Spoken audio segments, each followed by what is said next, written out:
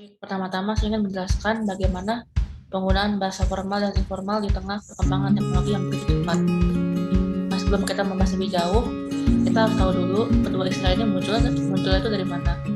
Nah, kedua istilah ini muncul ketika sebuah bahasa dikaitkan dengan suasana atau situasi pemakaian. Nah, kalau kita berbicara dalam konteks linguistik, maka disebut sebagai ragam resmi dan non-resmi. Lalu apa sih bedanya antara bahasa formal dan informal? Nah, kalau bahasa formal itu kita gunakan dalam situasi resmi, misal saat sedang mengadakan rapat penting, belajar mengajar, atau pada saat sedang menyampaikan sebuah pidato. Nah, penggunaan bahasa formal biasanya ditandai dengan pemakaian unsur bahasa level kemampuan yang tinggi, atau juga disebut dengan ragam tinggi. Nah, kalau bahasa informal itu kita gunakan dalam situasi yang tidak resmi.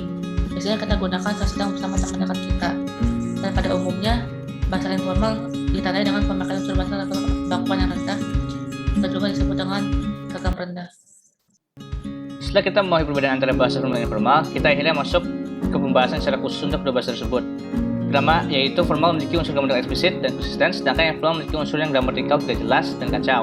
Kemudian kedua yaitu menggunakan formal sesuai dengan ajaran bahasa Indonesia, sedangkan informal tidak sesuai dengan ajaran bahasa Indonesia. Ketiga, bahasa formal memiliki afiksasi lengkap, sedangkan informal memiliki afiksasi tidak lengkap.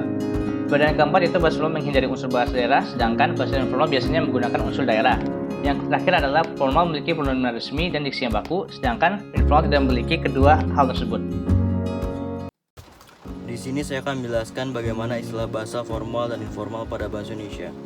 Pertama adalah korelasi antara bahasa formal dan informal pada bahasa Indonesia dapat terlihat pada beberapa semboyan berbahasa Indonesia. Pertama adalah penggunakanlah bahasa Indonesia dengan baik dan benar.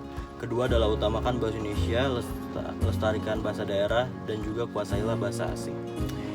Pada semboyan pertama, penggunakanlah bahasa Indonesia yang baik dan benar memiliki dua makna yang berbeda. Pertama adalah pada bagian bahasa yang baik memiliki makna bahwa pemanfaatan ragam yang tepat dan serasi adalah dengan mengikuti golongan penutupan dan jenis pemakaian bahasa.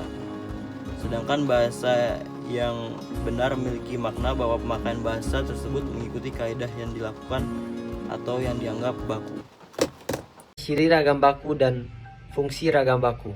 Menurut Alwi dan kawan-kawan, ragam baku atau disebut ragam standar memiliki 3 ciri yang utama.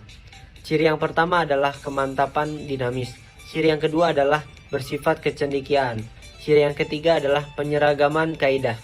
Lalu untuk fungsi ragam baku menurut Alwi dan kawan-kawan ada 4 fungsi utama, yaitu fungsi pemersatu, fungsi pemberi kekhasan, fungsi pembawa kewibawaan, fungsi sebagai kerangka acuan.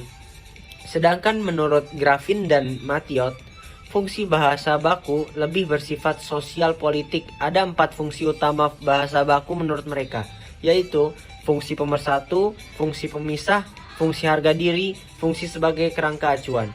Saya juga akan memberikan contoh penggunaan bahasa baku dan tidak baku dalam kehidupan sehari-hari dengan sebuah kalimat. Contoh pertama adalah, katakan kepada dia bahwa kamu tidak membuat tugas hari ini. Contoh yang kedua adalah, bilang ke dia kalau kamu nggak membuat tugas hari ini. Dari 2 kalimat tersebut, contoh yang pertama jelas menggunakan bahasa baku karena sesuai dengan ejaan bahasa Indonesia, sedangkan yang kedua tidak menggunakan bahasa baku.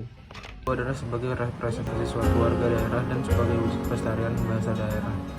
Makna ketiga sebagai representasi warga dunia dan penguasaan bahasa asing itu sangatlah penting.